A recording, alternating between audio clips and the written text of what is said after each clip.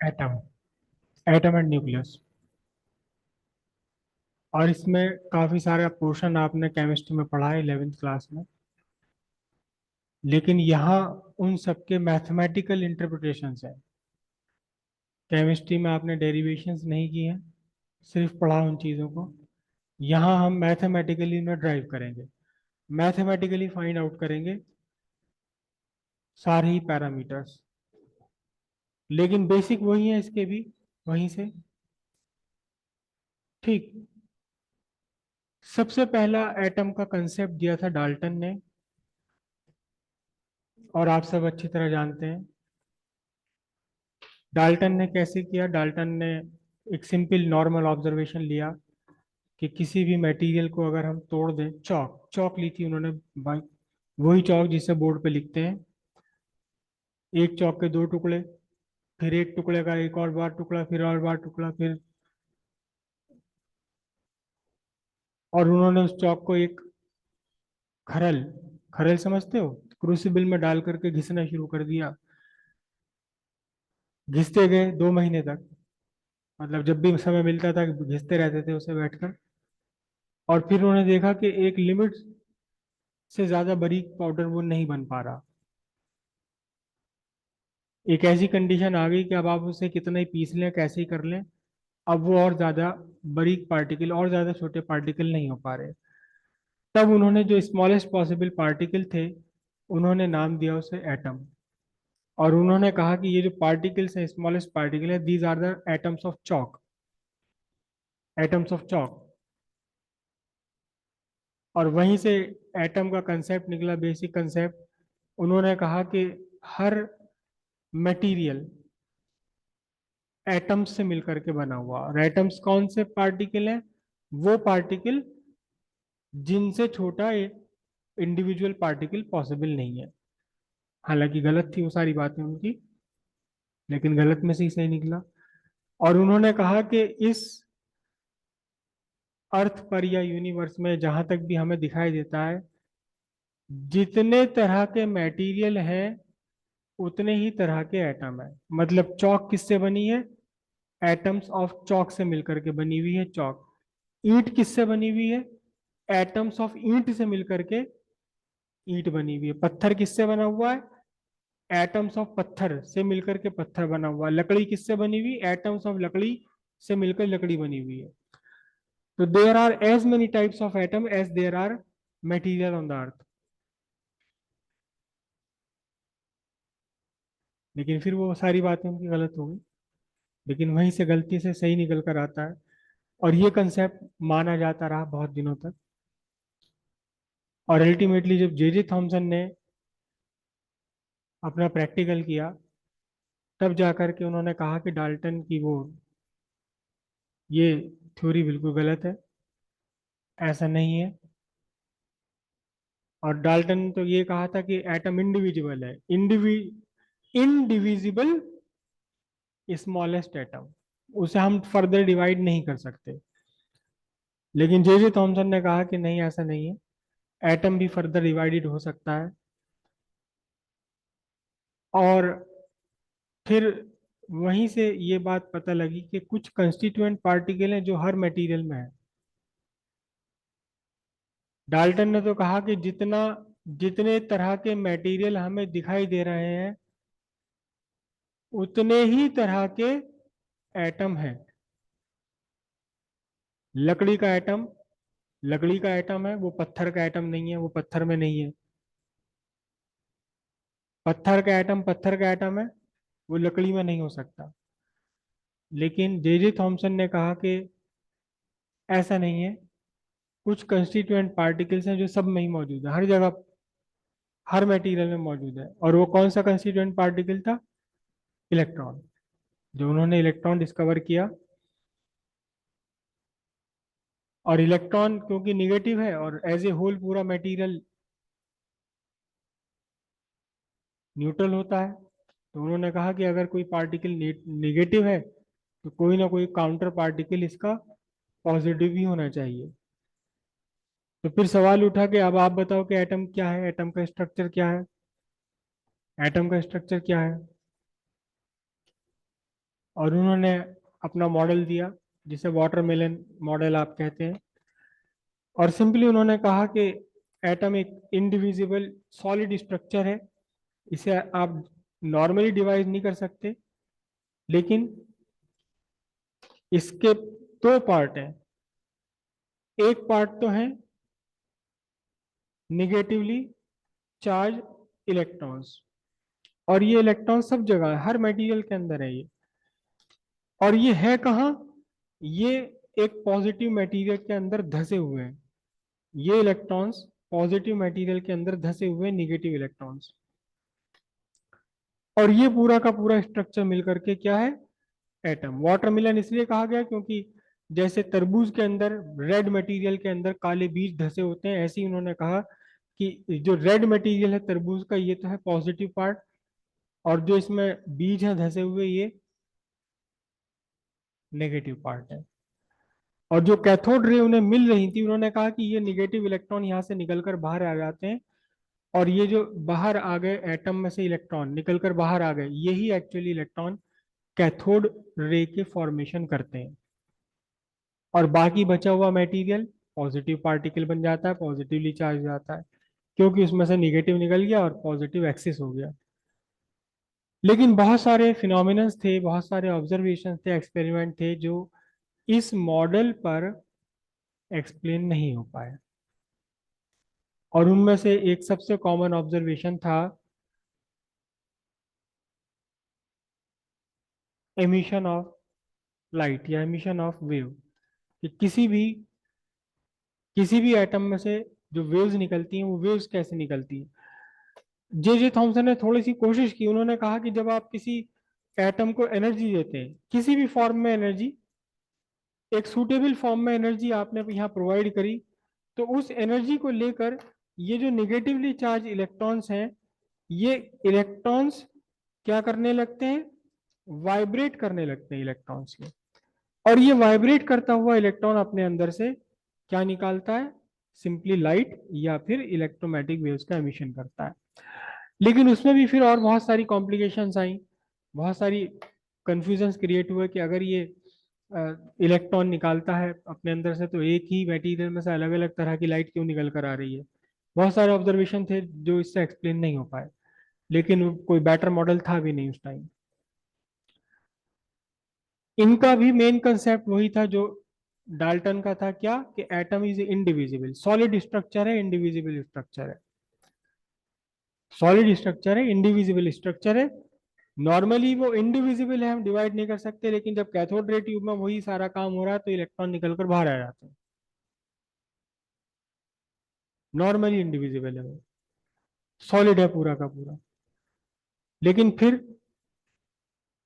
Rutherford experiment आया, Rutherford ने experiment किए। रदरफोर्ड एक्सपेरिमेंट का क्वेश्चन एक बार एग्जाम में आया दूसरे नाम से, Geiger Marsden experiment. Actually Geiger Marsden ही थे जिन्होंने एक्सपेरिमेंट किया था, लेकिन रदरफोर्ड के ऑब्जर्वेशन में किया था वो, अंडर रदरफोर्ड। रदरफोर्ड उनको ऑब्जर्व कर रहे थे, बता रहे थे ऐसे ऐसे कर लो, ये कर लो। गाइगर मार्टसन थे जिन्होंने एक्सपेरिमेंट किया था। तो ये गाइगर मार्टसन एक्सपेरिमेंट भी कहलाता है और ये रदरफोर्ड एक्सपेरिमेंट भी कहलाता है। और रदरफोर्ड एक्सपेरिमेंट से बहुत बड़ा डिफरेंस निकल कर आया, क्या? कि एटम सॉलिड स्ट्रक्चर नहीं है। एटम अपने आप में सॉलिड स्ट्रक्चर नहीं है। ये क्या है? ये एक हॉलो स्ट्रक्चर है। हॉलो स्ट्रक्चर उन्होंने कैसे बता दिया कि हॉलो स्ट्रक्चर है? क्यों कहा कह दिया कि एटम एक हॉलो स्ट्रक्चर है? उसका एक रीजन था, उसका एक रीजन था।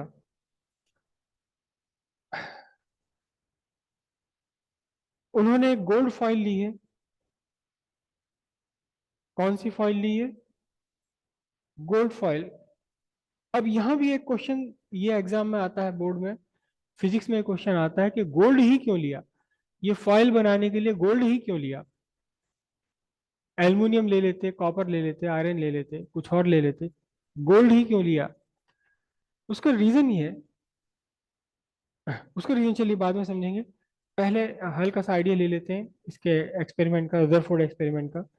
रदरफोर्ड ने सिंपली क्या काम किया, एक रेडियो एक्टिव मटेरियल लिया, उस रेडियो एक्टिव मटेरियल में से कुछ अल्फा पार्टिकल्स निकल रहे थे, radioactive material. Lead box के अंदर इसे बंद करके रखते हैं, रेडियो एक्टिव मटेरियल,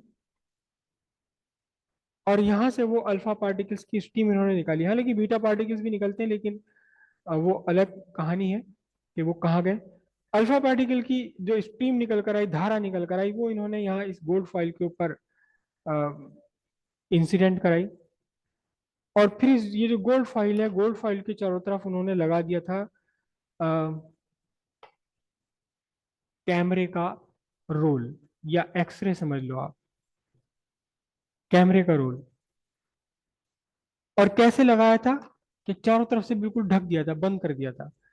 ये बीच में आपका गोल्ड फॉइल है, सपोज ये गोल्ड फॉइल है, और इस गोल्ड फॉइल को यहां तक बिल्कुल चारों तरफ इसको ढकते हुए उन्होंने एक फोटोग्राफिक फिल्म लगा दी, कैमरे की रील, जो पुराने जमाने के कैमरे होते हैं, रील वाले कैमरे, या एक्सरे समझ लो आप।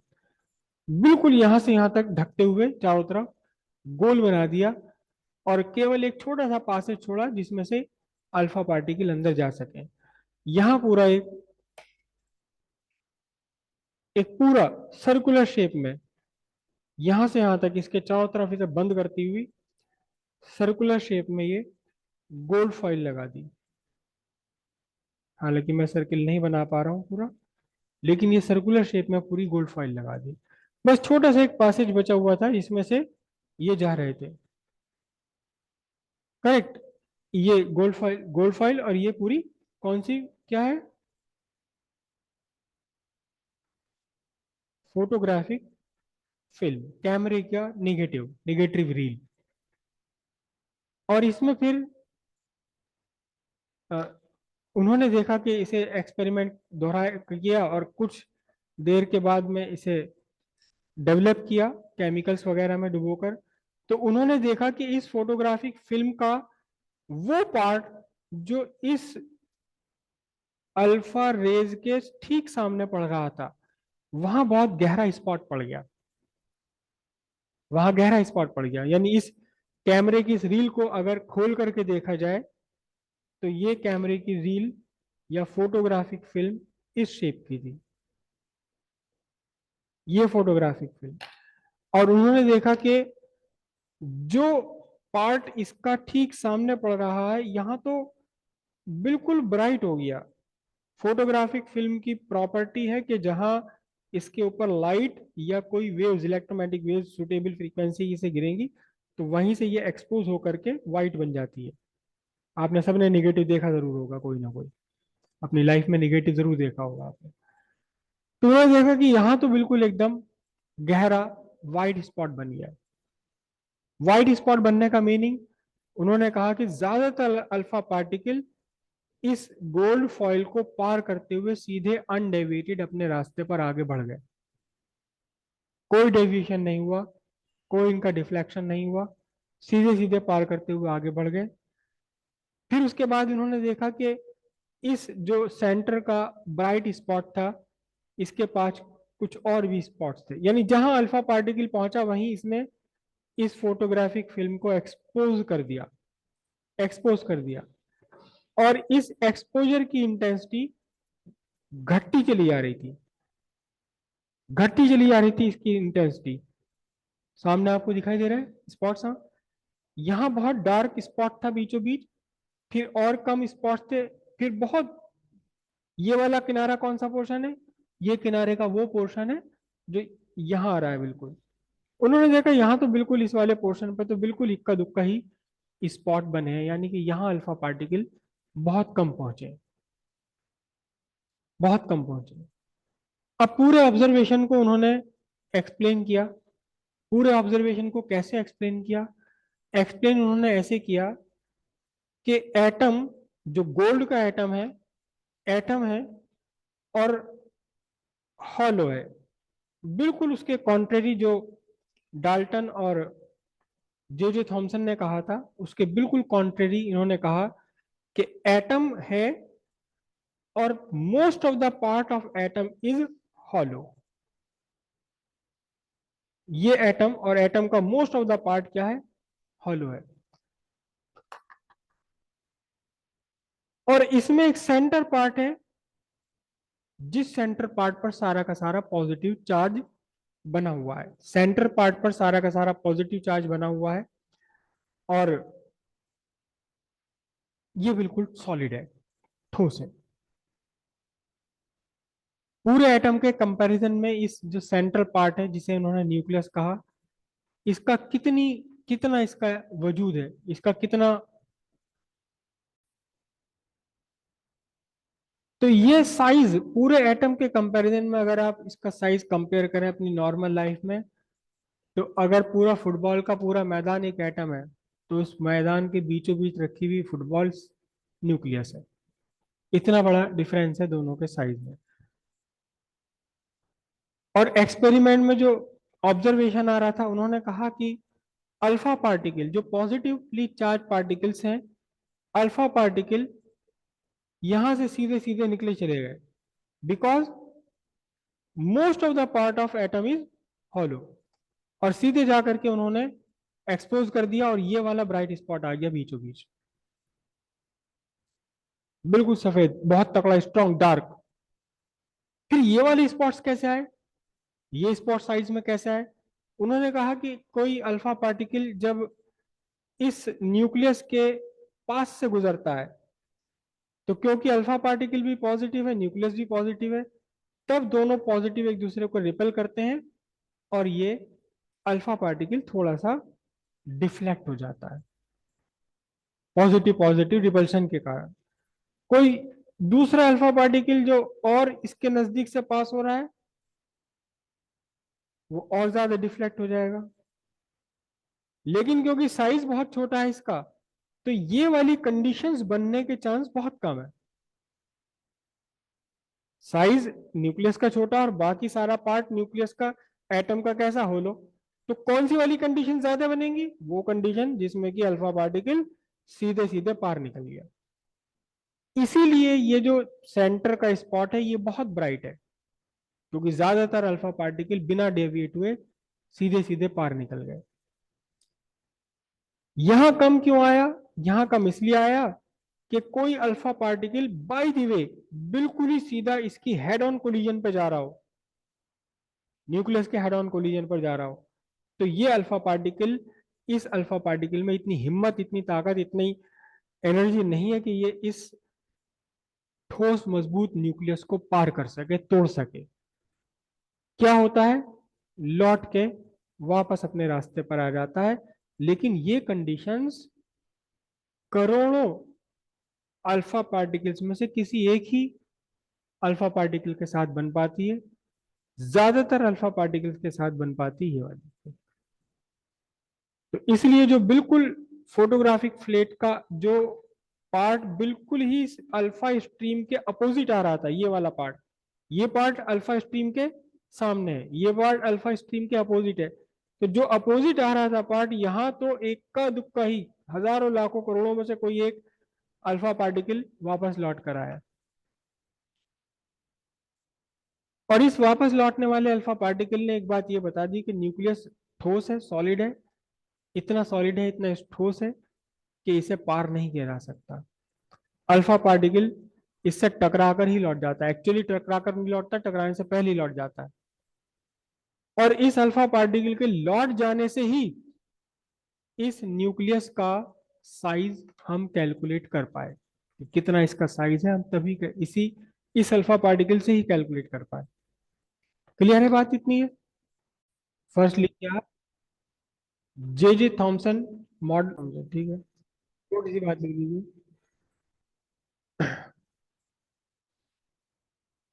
जे J Thomson's model of atom fail to explain appearance of spectral lines, emission spectrum of an atom. Next लिख लीजिए, रदरफोर्ड अल्फा स्कैटरिंग एक्सपेरिमेंट और गोल्ड फॉइल एक्सपेरिमेंट, और Geiger and Marsden experiment, GEIGER, Geiger या Geiger, GEIGER, Geiger and मार्टसन,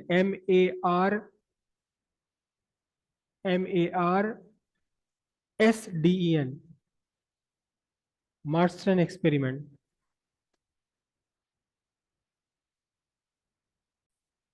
graph बनाएंगे हम एक,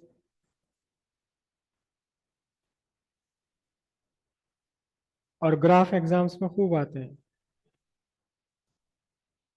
ये graph बना रहे हैं हम किस किस के बीच में,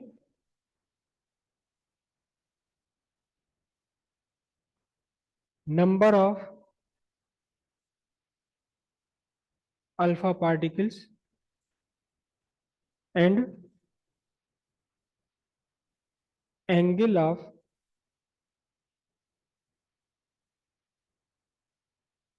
स्कैटरिंग। एंगल ऑफ स्कैटरिंग कौन सा एंगल, ये वाला।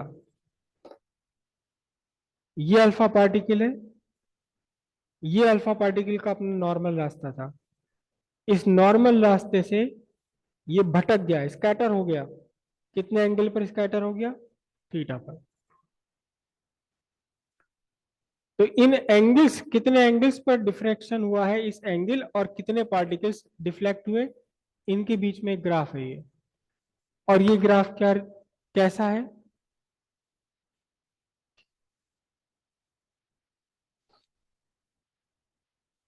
ये ग्राफ है। ये एक्चुअली मिलेगा नहीं यहाँ नीचे जाकर, यानी जीरो एंगल पर बहुत सारे अल्फा पार्टिकल्स हैं।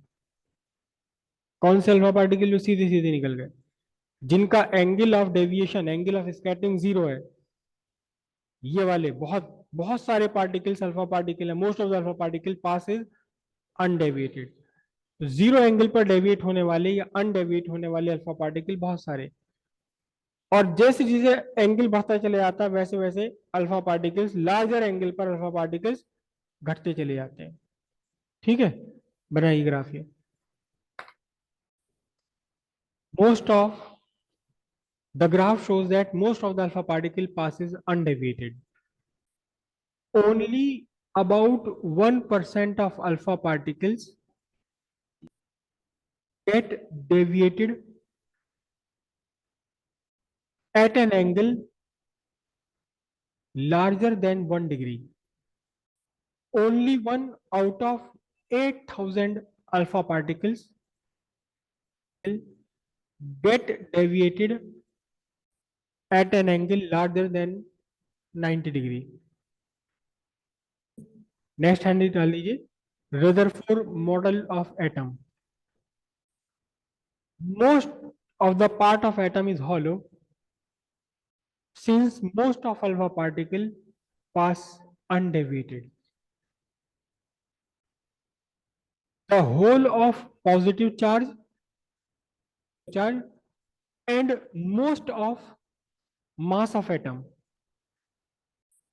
is concentrated in a small region of radius about 10 to the power minus 15 metre. मतलब ये न्यूक्लियस की रेडियस है। This region is called nucleus of atom. Negatively charged electrons revolve round the nucleus. Most of the mass of atom, the necessary centripetal force is provided by electrostatic force of attraction between positive nucleus and negative electron. The total negative charge of electrons is equal to the positive charge of nucleus. Hence, the atom as a whole is neutral. लेकिन ये Rutherford model fail हो गया। इसके failure की क्या reason थे, Rutherford model वगैरह इन सब चीज़ों पे छोटा मोटा ही क्वेश्चन एग्जाम में आता है, जिसमें भी फेलियर्स पूछने के चांसेस ज़्यादा है। फिजिक्स डेवलप हुई और फिर एक क्वांटम थ्योरी निकल कर आई। और क्वांटम थ्योरी, अभी हम इसकी इलेक्ट्रॉन की स्पीड वगैरह सब कैलकुलेट करेंगे। तो रिजल्ट ये निकला कि जितनी तेज स्पीड पर ये इलेक्ट्रॉन रिवॉल्व कर रहा है, कैसा इलेक्ट्रॉन है, निगेटिवली चार्ज इलेक्ट्रॉन, जितनी तेज स्पीड पर ये रिवॉल्व कर रहा है, जितनी तेज ये मूव कर रहा है, जिस स्पीड पर, इस ये अपने अंदर से एनर्जी लूज करेगा। जब एनर्जी लूज करेगा तो फिर ये इलेक्ट्रॉन के रिवोल्यूशन की रेडियस कम हो जाएगी। अभी हम सारा करेंगे मैथमेटिकल पार्ट वो। और फिर क्या होगा, ये इलेक्ट्रॉन रिवॉल्व करते करते न्यूक्लियस के अंदर गिर पड़ेगा। अपने अंदर से लगातार ये एनर्जी निकालता रहेगा, इलेक्ट्रॉन न्यूक्लियस के पास आता रहेगा, इलेक्ट्रॉन खुद न्यूक्लियस के अंदर गिर जाएगा, और पॉजिटिव निगेटिव दोनों एक दूसरे को डिस्ट्रॉय कर देंगे। मतलब क्या हुआ, मतलब ये हुआ कि पूरा का पूरा एटम ही क्या हो गया, पूरा का पूरा एटम ही खत्म हो जाएगा, डिस्ट्रॉय हो जाएगा, डीके हो जाएगा, पूरा का पूरा एटम ही क्या हो जाएगा, डीके हो जाएगा, खत्म हो जाएगा। अगर हम रदरफोर्ड का ये मॉडल सही मानते हैं तो ये यूनिवर्स, ये दुनिया कुछ होनी नहीं चाहिए थी, क्योंकि ये सब एटम से मिलकर बना है, और एटम में इलेक्ट्रॉन न्यूक्लियस के अंदर जाके गिर जाएगा, एटम ही खत्म हो जाएगा। लेकिन ऐसा तो नहीं हो रहा, ऐसा तो नहीं हो रहा। सब सारे एटम, सारी दुनिया जहान, यूनिवर्स पूरा अपनी जगह टिका हुआ है। तो एटम डिस्ट्रॉय क्यों नहीं हो रहे, एटम एग्जिस्ट क्यों कर रहे हैं, ये एग्जिस्टेंस एक्सप्लेन नहीं हो पाया रदरफोर्ड मॉडल से। एग्जिस्टेंस ऑफ एटम एक्सप्लेन नहीं हो पाया, एटम एक्चुअली एग्जिस्ट कर ही क्यों रहा है। इसके अलावा एक और फिनोमेनन था जो रदरफोर्ड मॉडल पे क्लियर नहीं हो पा रहा। इस फिनोमेनन के बारे में थोड़ा सा कुछ और पहले समझा दूं आपको। अब इस समय तो सारी की सारी लाइट हमारी स्ट्रीट लाइट्स लग गई हैं एलईडी, जिसमें से वाइट लाइट निकलती है। लेकिन अभी 2-4 साल पहले तक भी स्ट्रीट लाइट्स लगी हुई थी येलो कलर की, येलो कलर की लाइट्स लगी हुई थी। और अगर आपने ध्यान से ये देखा हो, फील किया हो, सबके लाइट्स के कलर एक ही जैसे थे, बिल्कुल कोई डार्क येलो, कोई लाइट येलो, कुछ भी नहीं था, सब बिल्कुल एक जैसे ही थे, सब बिल्कुल एक जैसे ही थे। वो सोडियम लाइट्स थी। कभी उस लाइट को आपने बंद हुआ हुआ नहीं देखा होगा, उसमें कोई पीला रंग नहीं होता, उसमें कोई पीला रंग है ही नहीं। वो एक ट्रांसपेरेंट कांच का बल्ब है, तो फिर पीली लाइट कैसे निकालता है जब उसके अंदर कोई पीला रंग नहीं है। कभी आप करके देखना, जलते हुए गैस पर अपने घर में संभाल कर, हाथ संभाल कर एक चुटकी नमक डाल देना, कुछ नहीं होने वाला। मम्मी से कह देना कुछ नहीं होने वाला। कुछ सेकंड के लिए आपके गैस की पूरी फ्लेम पीली हो जाएगी, पीले रंग की हो जाएगी, क्योंकि गैस पर आपने डाला सोडियम क्लोराइड, सोडियम। और सोडियम का एटम जब एक्साइट होता है, किसी भी तरह से आप एनर्जी दे दें, तो वो अपने अंदर से येलो कलर की लाइट निकालता है। हर एटम की अपनी कुछ लाइट्स होती हैं, कुछ पर्टिकुलर वेव्स होती हैं जो वो अपने अंदर से निकालता है। एक भी तरह की सोडियम है, येलो लाइट निकालता है। कोई दूसरा एटम येलो के साथ ग्रीन भी निकाल सकता है, कोई तीसरा एटम येलो के साथ कुछ और भी निकाल सकता है। लेकिन हर एटम में से एक पर्टिकुलर वेवलेंथ एमिट होती है। हम यहीं बैठे बैठे पता लगा लेते हैं कि सूरज पर क्या क्या एलिमेंट है। सूरज पर क्या है, most of the material, most of the part of sun is hydrogen. तो यहाँ बैठे बैठे कैसे पता लग गया हाइड्रोजन है, यहाँ कैसे पता लग गया, कोई जाकर वहां देखा कि हाइड्रोजन है या नहीं है। तो यहाँ हाइड्रोजन का स्पेक्ट्रम बनाते हैं, देखते हैं कि हाइड्रोजन में से कौन सी लाइट, कौन कौन सी लाइट निकल रही है। वही वेवलेंथ सूरज में से आ रही है, हजारों लाखों तरह की, करोड़ों तरह की वेवलेंथ आ रही है, लेकिन उनमें सबसे ज्यादा कौन सी आ रही है, वो जो हाइड्रोजन से निकलती है। तो इसका मतलब हाइड्रोजन है वहां पे सारी। तो हर एटम अपने अंदर से कुछ खास तरह की वेवलेंथ निकालता है। लेकिन इस रदरफोर्ड मॉडल को अगर मान लिया जाए सही, तो फिर अपने गिरने से पहले इस इलेक्ट्रॉन को हर तरह की वेव अपने अंदर से निकालनी चाहिए। यहां से निकाली, कुछ और पास आया तो कुछ और वेव निकाली, कुछ और निकाली, कुछ और निकाली, कुछ और निकाली। तो मतलब ये है कि इस एटम का जो एमिशन स्पेक्ट्रम है, एमिशन स्पेक्ट्रम, ये एक कंटिन्यूअस स्पेक्ट्रम होना चाहिए जिसमें कि हर तरह की वेवलेंथ अवेलेबल हो। कंटिन्यूअस स्पेक्ट्रम होना चाहिए। कंटिन्यूअस और डिस्क्रीट क्या होते हैं, ये अलग छोटी सी कहानी है, समझ आ जाएगी इसी लेसन में आपको। मतलब हर एटम को हर तरह की वेव अपने अंदर से निकालनी चाहिए, ये समझ लो बस। तो फिर ऐसा क्यों है कि एटम कुछ ही तरह की, हर एटम कुछ खास तरह की वेव ही अपने अंदर से निकालता है? इसका एक्सप्लेनेशन नहीं हो पाया रदरफोर्ड मॉडल से। तो दो फेलियर थे रदरफोर्ड मॉडल के। पहला फेलियर कि एटम आखिर एग्जिस्ट करता ही क्यों है, एक्सप्लेन नहीं हो पाया। दूसरा फेलियर कि हर एटम एक जैसी हर तरह की वेवलेंथ अपने अंदर से एमिट करना चाहिए, लेकिन ऐसा नहीं कर रहे एटम। हर एटम अपने अंदर से कुछ खास कलर के लाइट, कुछ खास वेवलेंथ निकालते हैं, यानी कि स्पेक्ट्रम डिस्क्रीट क्यों है, इसका एक्सप्लेनेशन रदरफोर्ड मॉडल से नहीं हो पाया। यही दोनों पॉइंट एग्जाम के पॉइंट ऑफ व्यू से इंपॉर्टेंट भी है। Failures, right. सबसे ज्यादा जो क्वेश्चन इस लेसन में से आते हैं वो आते हैं बोर मॉडल पर। बोर मॉडल का पूरा स्ट्रक्चर हम मैथमेटिकली एक्सप्लेन करेंगे, उसी में से ज्यादा क्वेश्चन आते भी हैं। लेकिन एक आध नंबर का कभी कभार क्वेश्चन इस पर आ जाता है कि जेजे थॉम्सन के मॉडल क्यों फेल हो गया, रदरफोर्ड मॉडल क्यों फेल हो गया, क्या उसके ड्रॉबैक्स थे। ठीक है, लिखिए failure of Rutherford model by quantum physics, electron revolving around the nucleus must,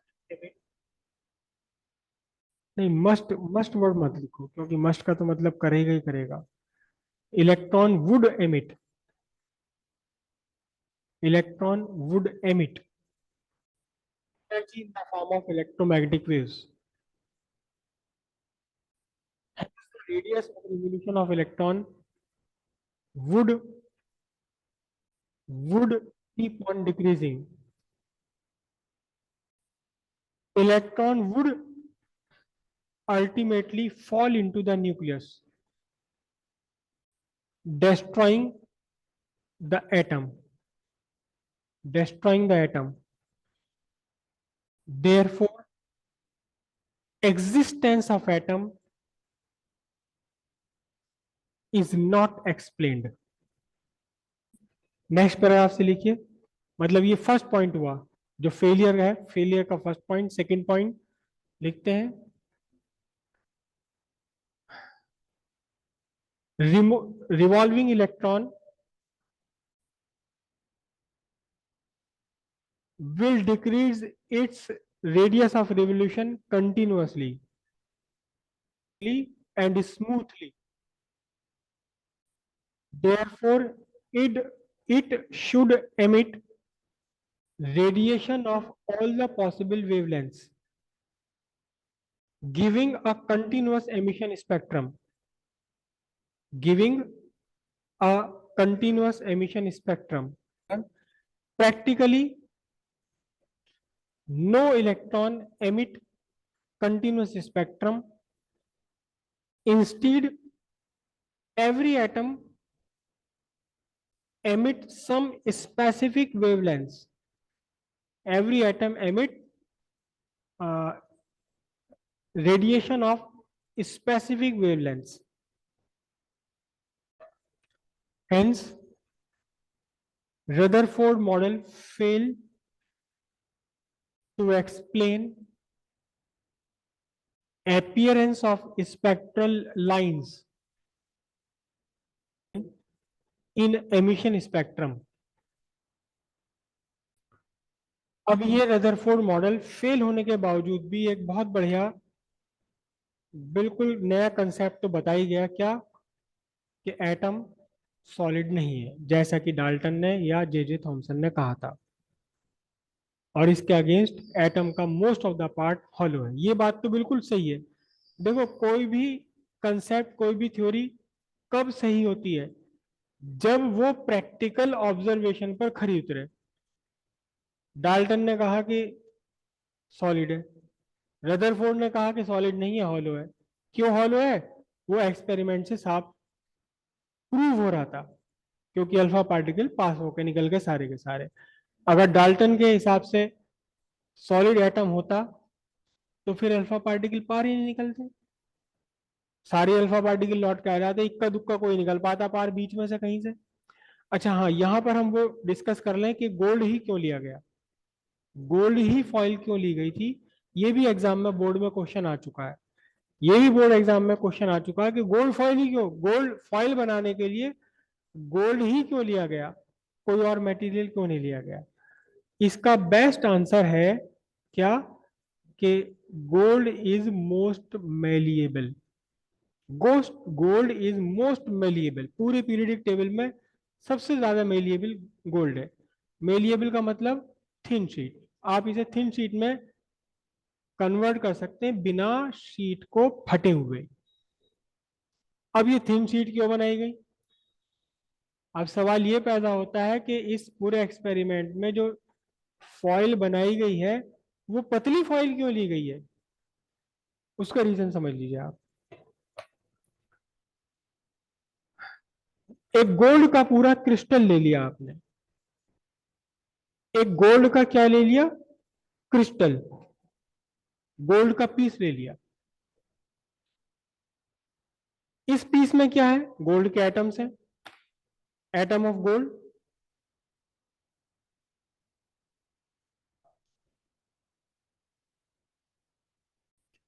हाँ जी, ये गोल्ड के आपके एटम हो गए। अब मेरे इस क्रिस्टल स्ट्रक्चर में कितनी लाइन आ रही है गोल्ड एटम की? एक दो तीन चार पांच छह आ रही है, या सात, छह सात लाइनें आ रही है। करेक्ट। ये गोल्ड का मैंने बना लिया क्रिस्टल।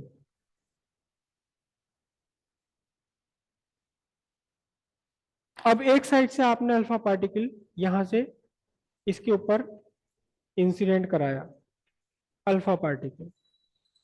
तो अब क्या चांस है? अब चांस ये है कि हो सकता है अल्फा पार्टिकल इस एटम से बच जाए, इस एटम से बच जाए, कोई दूसरा एटम इसके रास्ते में आ जाएगा, मुड़ जाएगा। मतलब यह है कि अल्फा पार्टिकल का रास्ते में सिर्फ एक एटम नहीं आ रहा, बहुत सारे एटम्स आ रहे हैं। अब इस पूरे क्रिस्टल को आपने पीट दिया। कैसे? यहां से आपने इसे पीट दिया, और अब ये इस इस क्रिस्टल का आपने एरिया बढ़ा दिया, वॉल्यूम सेम रखते हुए इसको फैला दिया। समझ रहे हैं? ये से ये बना दिया आपने। तो अब यहां कितनी रह गई एटम्स की? तीन लाइन रह गई। अब चांस ये है, अब कम चांस है किसका, कि अल्फा पार्टिकल मल्टीपल एटम्स के साथ इंटरेक्ट करे। जब अल्फा पार्टिकल के रास्ते में बहुत सारे एटम आ रहे हैं, तो पार निकलने से पहले किसी ना किसी एटम के इन्फ्लुएंस में आ जाएगा, ये किसी ना किसी एटम के इन्फ्लुएंस में आ जाएगा और अपने रास्ते से भटक जाएगा। एक्सपेरिमेंट बिल्कुल इसका उल्टा मिलेगा। मतलब सामने यहां कम पार्टिकल पहुंच पाएंगे और इधर उधर ज्यादा बिखर जाएंगे। इसको आपने पीट दिया, तो अब अल्फा पार्टिकल के रास्ते में कम एटम्स आ रहे हैं, तो कम चांस है कि मल्टीपल एटम्स के साथ ये इंटरेक्ट करे। इसको आपने पीट दिया, और उन्होंने कहा जी हमने गोल्ड फॉइल को, गोल्ड क्रिस्टल को इतना पीट पीट के पतला कर दिया, इतना पतला कर दिया कि बस एक ही लेयर रह गई। किसकी एक लेयर रह गई? एटम्स की, गोल्ड एटम्स की केवल एक ही लेयर रह गई, एक ही लेयर रह गई। मतलब आपने यहां टेबल के ऊपर कंचों का एक ढेर लगा दिया, तो ऊपर से नीचे तक मल्टीपल लेयर्स बन गई। आपने उसे थपथपाया, फैला दिया, और कितना फैला दिया कि पूरी टेबल पर एक ही लेयर रहेगी कंजूम। तो अब अगर आप कोई चीज ऊपर से डालते हैं तो उसके रास्ते में मैक्सिमम एक ही अड़ेगा। उसके रास्ते में कौन अड़ेगा? केवल एक ही अड़ेगा, आगे तो है ही नहीं इसके कुछ भी। इसलिए गोल्ड फॉइल क्यों लिया गया? Because it is most malleable, ताकि थिन शीट बना सके। थिन शीट क्यों बनाई गई? सो दैट अल्फा पार्टिकल में interact with only one atom through the foil. ऐसा ना हो कि एक एटम से बच गया तो दूसरे एटम से लड़ गया, दूसरे एटम से अटक गया। एक ही एटम से इंटरेक्ट होना चाहिए, तभी हम कंक्लूजन निकाल पाएंगे कि एटम क्या है। अगर अल्फा पार्टिकल एक से ज्यादा एटम के साथ इंटरेक्ट कर गया तो पता ही नहीं चल पाएगा कि इंटरेक्शन एक से हुआ या ज्यादा से हुआ और किसका क्या इफेक्ट बना है। क्लियर है बात? ये लिखा है इसे क्या है? सही है? समझ आ गई बात है? फिर भी छोटी सी एक लाइन लिख लीजिए, नोट करके एक लाइन लिख लीजिए।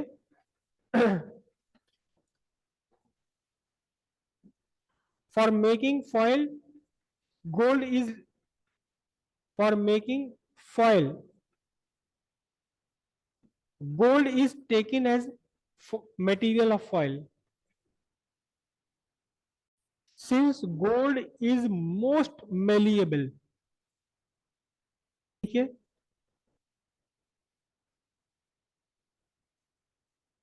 foil was made extremely thin.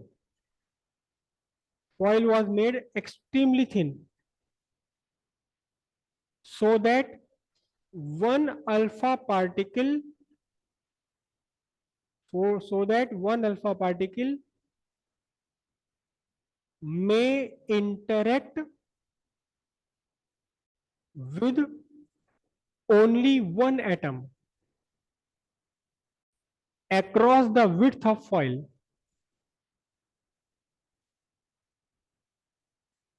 Across the width of foil.